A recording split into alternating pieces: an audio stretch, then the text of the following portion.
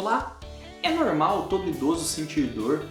A dor é algo que sempre vai acontecer na velhice e a pessoa tem que se acostumar a ter dor quando está velha? A resposta é um grande não! E parte importante das dores crônicas dos idosos, acreditem ou não, vem da alimentação.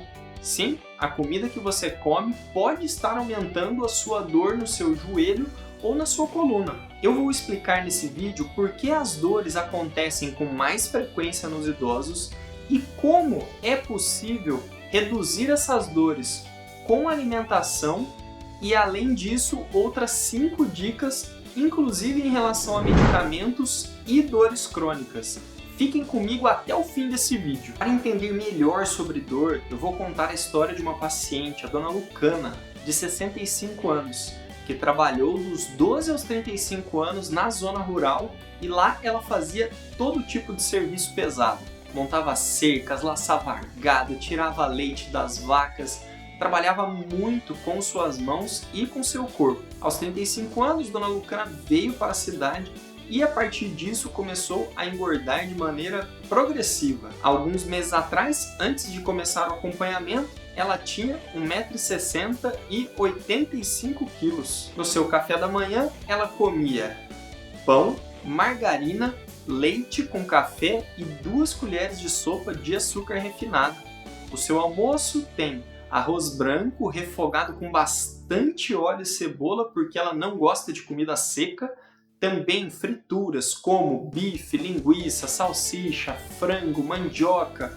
Tudo o que ela faz é frito. No café da tarde, ela também toma leite com café e açúcar e come bolo e bolacha. As bolachas as mais variadas, bolachas de maisena, água e sal, recheada, também adora um biscoito de polvilho. E à noite, ela não gosta de jantar. Toma sopa de pão com leite e 2 colheradas de açúcar. Dona Lucana sofre de fortes dores em suas mãos, coluna, joelhos, quadril, que ela reclama na consulta falando que tem muita dor nas cadeiras. Ela já passou por diversos médicos, já tomou muitos remédios, injeções, fez uso de chás, passou inclusive na benzedeira para tentar melhorar a sua dor e nada melhorava a sua dor. Ela já estava até desistindo de procurar ajuda, mas depois de várias mudanças na sua vida, as suas dores estavam prestes a melhorar muito. É muito importante para entendermos o porquê a dor é mais comum em idosos 2 termos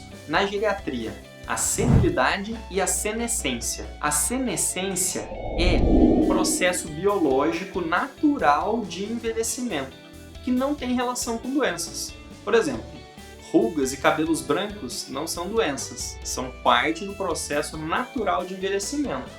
Já a senilidade é o processo de envelhecimento com doenças, como por exemplo o Alzheimer e o desgaste em coluna, joelhos e quadril, e comumente aumentam a dor crônica dos idosos. No caso de dona Lucana, a dor vem do excesso de uso do corpo na época que ela trabalhava no campo, fazendo muito esforço e gerando desgaste em suas articulações, e também do excesso de peso hoje em dia e falta de musculatura, que também leva a um desgaste das articulações e um aumento da inflamação nas articulações. Agora vamos às 5 estratégias que eu usei com a dona Lucana para melhorar a dor dela. Primeira dica: trocar uma alimentação inflamatória por uma alimentação anti-inflamatória. A alimentação à base de farinha de trigo, farinha de milho, farinha de mandioca, polvilho, a alimentação à base disso, de frituras, carnes vermelhas e carnes processadas, são altamente inflamatórias no organismo. Também devemos lembrar dos alimentos ultraprocessados, que também são muito inflamatórios. Para ficar mais simples de entender, quando você tem uma dor, você quer tomar um remédio para a dor, normalmente você vai buscar um anti-inflamatório que vai reduzir essa dor. Tanto dor articular, como às vezes uma dor de garganta. Você vai lá e procura para tomar diclofenaco, nimesulida, cetoprofeno, ibuprofeno, ou injeções para a dor, como beta-30, diprospan, que são injeções de corticoides. Esses medicamentos diminuem a inflamação. Diminuindo a inflamação, diminuem a dor. Entendeu aonde mora o problema? Os alimentos inflamatórios aumentam a inflamação e, por consequência, no médio e longo prazo vão aumentar a dor. E os alimentos anti-inflamatórios, no médio e longo prazo, vão diminuir a dor porque diminuem a inflamação. Além disso, esses medicamentos para a dor têm efeitos colaterais importantes. Já fiz 2 vídeos aqui no canal falando sobre os efeitos colaterais desses medicamentos, vou deixar no link aqui da descrição para vocês assistirem depois que esse vídeo terminar. Então, no caso da Dona Lucana, praticamente toda a alimentação dela é inflamatória. O açúcar é inflamatório, a torrada, a margarina, a fritura, o excesso de óleo para refogar, o arroz, o pão, o bolo, a bolacha de maisena, a bolacha de água e sal, o polvilho, o pão com leite de caixinha. E aí temos outra polêmica, né? Se o leite é ou não inflamatório. Eu não vou entrar 100% nessa polêmica, mas uma coisa eu tenho certeza, o leite de caixinha com certeza é inflamatório, porque o leite, quando você naturalmente tira ele da vaca, ferve e coloca na geladeira, ele dura algo em torno de 3 dias a 1 semana. O leite de caixinha fica debaixo de sol e chuva por meses na prateleira do supermercado. Então eu resumiria a, no mínimo, se você toma leite, passar a tomar o que eu chamo de leite de verdade, que é o leite que você compra na geladeira do supermercado. Seria o famoso leite de saquinho ou alguns leites que vêm numa garrafinha transparente de algumas marcas famosas. Esses leites são um pouquinho mais caros que o leite habitual de saquinho. Um outro ponto curioso nessa mudança de hábitos alimentares é o uso de adoçante. O uso de adoçante não necessariamente vai fazer a pessoa perder peso. E muitos adoçantes fazem mal à saúde. O aspartame, por exemplo, é classificado pela OMS como provavelmente cancerígeno. Então não se deve fazer uso desse tipo de alimento. Além disso, sempre que a língua sente algum gosto doce na ponta da língua, o cérebro e o sistema digestório começam a ativar toda a maquinaria cerebral e digestiva para digerir alguma coisa doce que vem por aí. Então, já é provado também cientificamente que o uso de adoçantes no médio e longo prazo não causa uma perda de peso. O ideal sim é reduzir o consumo de alimentos doces. Porque, como toda a maquinaria digestiva já está pronta para digerir algo doce, invariavelmente a pessoa que usa o adoçante acaba tendo algum impulso alimentar para comer algo doce poucas horas depois de ter usado o adoçante. O jeito mais fácil de se fazer isso de uma maneira possível não é parando o açúcar refinado de uma hora para outra. No caso de Dona Lucana, por exemplo, ela colocava 2 colheres de sopa cheias. Passar na primeira semana, colocar apenas 1 colher de sopa, depois sair de 1 colher de sopa para 1 colher de chá, 1 colher de chá para 1 de café, até ficar sem o açúcar. Essa é a estratégia que eu costumo usar com meus pacientes. E eu queria fazer um comentário especial sobre a torrada. É impressionante o como as pessoas comumente relacionam a torrada como algo saudável e que deveria participar de todas as dietas para perda de peso. Pessoal, vamos combinar. A torrada nada mais é do que o pão que ficou um pouco a mais de tempo no forno para ficar crocante. Ela tem as mesmas propriedades do pão. Então, se o pão não é saudável, a torrada também não é saudável e é inflamatória e deveria ser evitada de ser consumida com frequência. No caso de Dona Lucana, boa parte da alimentação dela vem de farinhas brancas, como farinha de trigo, farinha de milho, fubá, polvilho. Todos os alimentos feitos com essas farinhas são altamente inflamatórios. Então, se você tem dor crônica, é muito interessante você retirar e reduzir ao máximo o consumo desses alimentos. Como a batata doce, por exemplo, se ela for frita, ela vai ficar altamente inflamatória. Os alimentos que são fritos, para serem digeridos, geram alta inflamação no organismo. Então, o uso de frituras deve ser extremamente restrito, algo que seja realmente muito de vez em quando. Por isso, a mistura deveria ser principalmente peixes cozidos, assados, peito de frango cozido ou assado, ou receitas à base de planta, principalmente. Eu fiz um vídeo aqui no canal falando sobre alimentação para diabéticos, e lá eu dou 10 dicas de alimentos que todos são anti-inflamatórios e dicas de receitas excelentes. Vou deixar no link aqui da descrição também para você ver esses vídeos. Então, na alimentação da Dona Lucana, ela deveria, no café da manhã dela, ir reduzindo aos poucos o açúcar do café com leite e adicionar frutas no lugar do pão com margarina. Peixe e frango preferencialmente, ou, melhor ainda, receitas à base de plantas. No seu café da tarde, eu também sugeri para a Dona Lucana que ela comesse apenas frutas E à noite parar de comer a sopinha de pão com leite e sim fazer, por exemplo, uma sopa de legumes, que seria algo muito mais saudável e anti-inflamatório. Com essas mudanças na alimentação, após algumas semanas a dor de Dona Lucana com certeza teria uma redução importante. Segunda dica: compartilhar esse vídeo e se inscrever no canal. Opa, essa não é uma dica de alimentação, mas é uma dica sim de saúde para você. Está vendo que o conteúdo é muito bom, então compartilhe e ajude o canal a crescer. Agora sim, a segunda dica: diminuir o peso. Eu gosto de comparar a coluna, os joelhos, o quadril, o tornozelo com amortecedores. O amortecedor, ele dura mais tempo se tiver menos peso. Se você pegar uma caminhonete pequena, uma Saveiro, uma Estrada e colocar muito peso em cima dela, colocar um elefante em cima dela, a suspensão dela vai durar pouco tempo.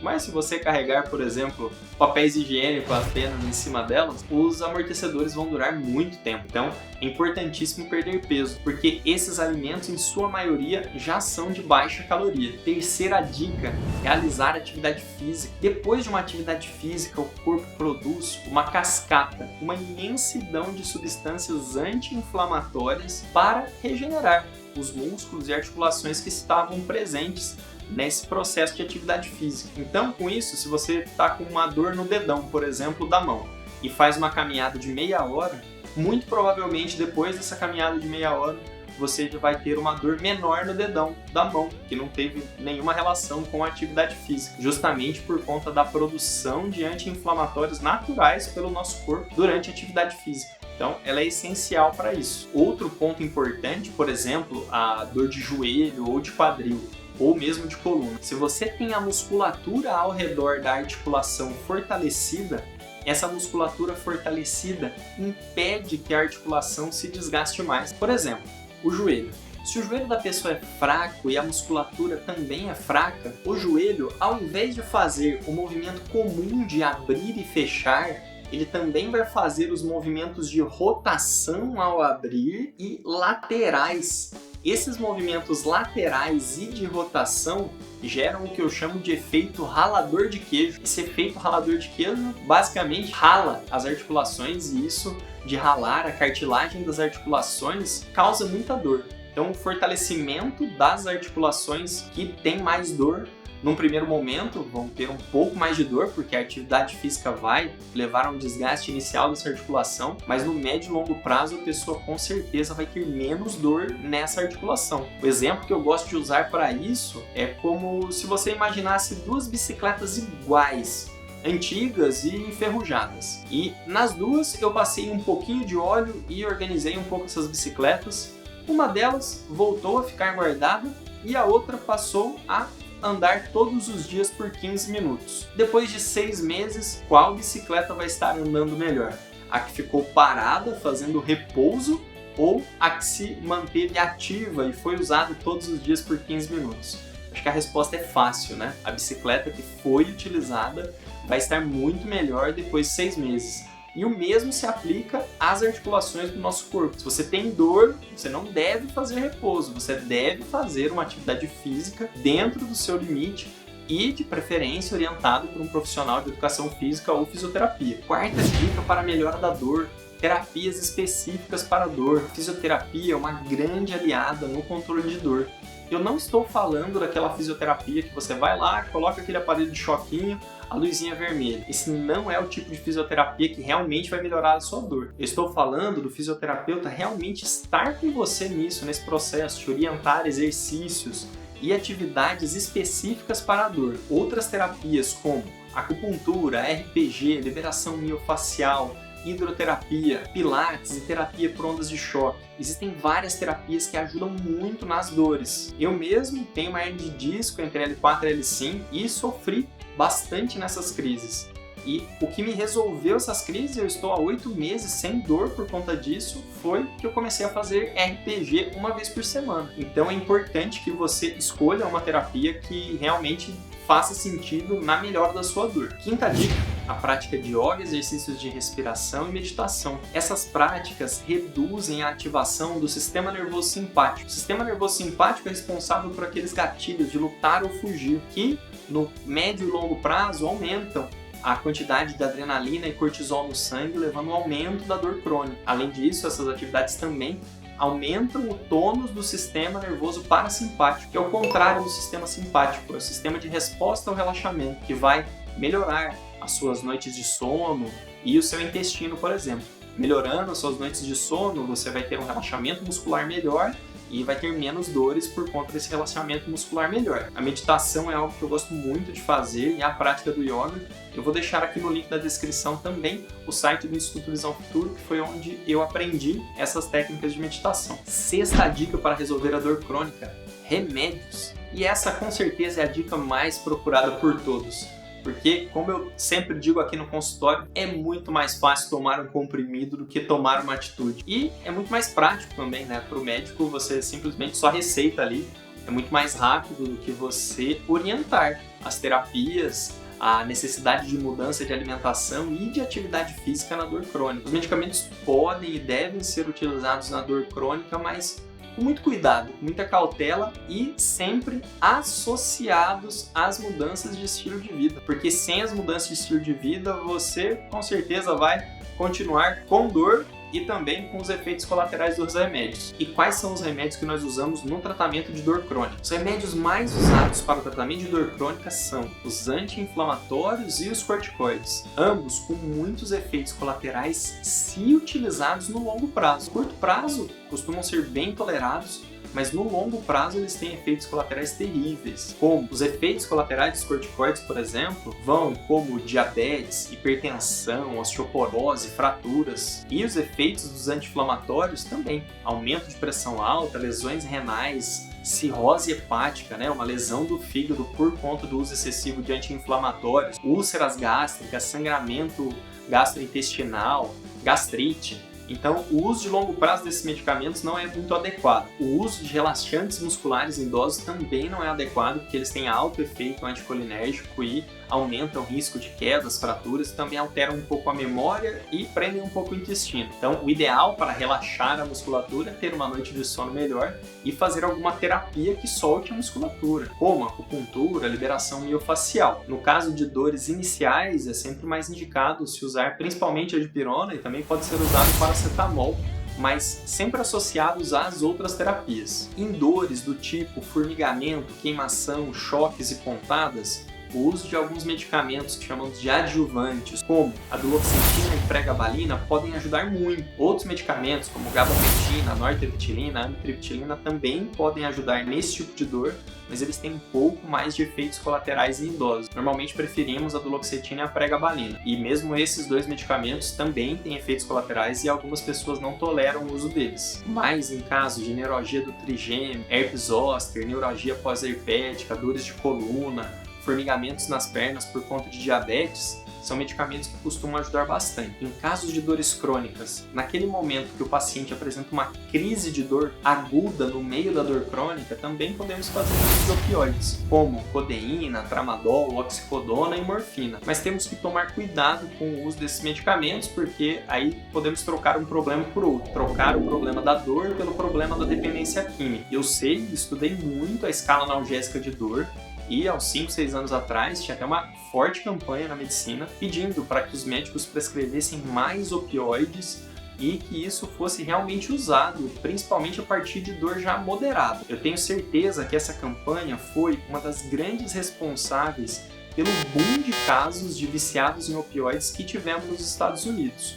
No Brasil não tivemos esse boom de casos, mas gosto de usar novamente o meu exemplo como paciente de dor crônica. Tenho uma hérnia de disco lombar L4, L5 e, mesmo nas minhas crises mais fortes, eu preferia não fazer uso de tramadol e codeína porque o efeito colateral de sonolência e de redução da minha produtividade no meu trabalho com esses medicamentos, além da constipação intestinal, para mim era muito pior do que a dor.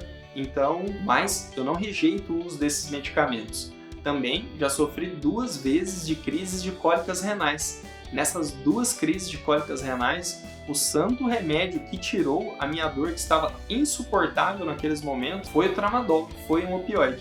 Então, os remédios eles têm os seus locais e devem ser bem utilizados, individualizando caso a caso. E eu quero novamente salientar, o tratamento de dor crônica deve ser algo com todas as terapias juntas. Você deve sim usar remédios no início para que você consiga fazer as terapias, mas ficar só nos remédios, sem fazer terapias, fortalecimento muscular, alterar a alimentação, perder o peso. Dona Lucana seguiu as minhas 6 recomendações. No início, ela usou dipirona de 1 grama de 6 em 6 horas, 4 vezes por dia, e teve um alívio razoável da dor. Ela realizou a mudança na sua alimentação, dessa alimentação altamente inflamatória para anti-inflamatória, conseguiu perder peso e entrou de cabeça na atividade física. 2 vezes por semana ela fazia hidroginástica, 2 vezes por semana pilates e 2 vezes por semana fazia uma caminhada de 20 minutos no plano. Depois de 6 meses com todas essas mudanças, ela reduziu a sua dor,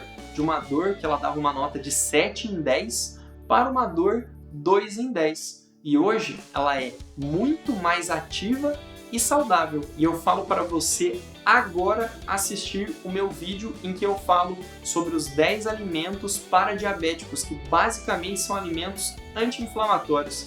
Assistam agora esse vídeo que vai ficar aqui na sugestão. Meu muito obrigado pela sua atenção.